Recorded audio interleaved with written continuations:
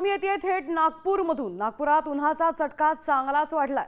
शहरात 1 मार्च ते 5 मे दरम्यान उष्माघाताने तब्बल 25 जणांचा मृत्यू झाल्याची नोंद पोलिसांनी केली आहे। मात्र महापालिकेने हे मृत्यू उष्माघातामुळे नसल्याचं म्हटलंय। मनपा प्रशासनाने हा दावा फेटाळलाय, तर पोलीस आणि मनपाच्या आकडेवारीत मोठी तफावतही आढळली आहे। त्यामुळे 25 जणांचा मृत्यू नक्की कशाने झालाय आता असा प्रश्न निर्माण झालाय। आपले प्रतिनिधी पराग डोबळे आपल्यासोबत जोडले गेले आहेत। पराग, आता 25 जणांचा मृत्यू झाल्याची नोंद आहे, मात्र नेमके हे मृत्यू उष्माघातानेच झालेत का असा संशय आता निर्माण झालाय।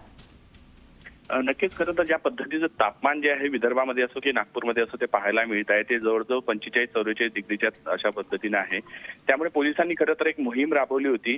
त्यामध्ये मिशन मुक्ती असं त्याला नाव देण्यात आलं होतं आणि अनेक बेघर आहे किंवा भिकारी आहे, भिक्षकरी आहे जे बाहेर राहतात, त्यांना घर नाही, अशांना ते निवारा देण्याचं काम सुरू होतं। आणि या सगळ्या कालावधीमध्ये मध्यंतरी जवळपास 25 जणांच्या मृत्यूची जी आहे ती नोंद झाली आहे, ज्यांचे मृतदेह वेगवेगळ्या ठिकाणी शहरातील वेगवेगळ्या भागांमध्ये आढळून आले आणि हे मृत्यूचं जेव्हा शवविच्छेदनासाठी पाठवण्यात आलं तेव्हा त्यांची मृत्यूची नेमकं काय कारण आहे हे जरी पुढे आलं नसलं तरी आकस्मिक मृत्यू आणि उन्हाळ्याच्या दिवसांमध्ये झालेली साधारण परिस्थिती पाहता हे उष्माघाताने मृत्यू झाल्याचं सांगितलं जातं। मात्र मनपाकडून अशी कुठलीही आमच्यापर्यंत अधिकृत माहिती आली नसल्याचंही सांगितलं जातं। शिवाय मृत्यूचे नेमके काय कारण आहे हे सुद्धा अहवालानंतर स्पष्ट होणे मुश्किल जातं। त्यापुढे सगळा आढावा घेतला जातो आणि या बेघरांची जी असते कुठली पूर्व इतिहास माहीत नसतो, नेमका त्यांचा काय आजार आहे किंवा आहे, त्यामुळे अशा मृत्यूंना नेमकं कुठं टाकावं असा प्रश्न आहे। मात्र एकीकडे उष्माघाताची शक्यता पोलिसांकडून आकस्मिक मृत्यूची नोंद केली जाते, तर मनपाकडून मात्र हे सगळे दावे फेटाळले जातात। नक्कीच पराग, धन्यवाद आपण दिलेल्या सविस्तर माहितीबद्दल।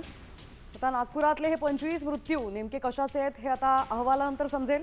तर अशा घटना आता समोर येत असताना उन्हापासून बचावासाठी नेमकी काय काळजी घ्यावी हे आपल्याला माहीत असणं फार महत्त्वाचं आहे। तर पाहूया ग्राफिक्सच्या माध्यमातून। सतत पाणी प्या, ताक किंवा लिंबू सरबत घेऊन शरीर हायड्रेटेड ठेवा। चहा, कॉफी आणि अल्कोहोलचं सेवन करणं टाळा। दुपारी 12 ते 4 या प्रखर उन्हाच्या वेळेत बाहेर जाणं टाळा। बाहेर पडताना फिकट रंगाचे सैल सुती कपडे, टोपी आणि छत्रीचा वापर करा। आहारात कलिंगड, काकडी यांसारखी पाणीदार फळं घ्या। जास्त मसालेदार, तेलकट आणि शिळं अन्न खाणं टाळा। चक्कर, मळमळ किंवा तीव्र डोकेदुखी जाणवल्यास डॉक्टरांशी संपर्क साधा।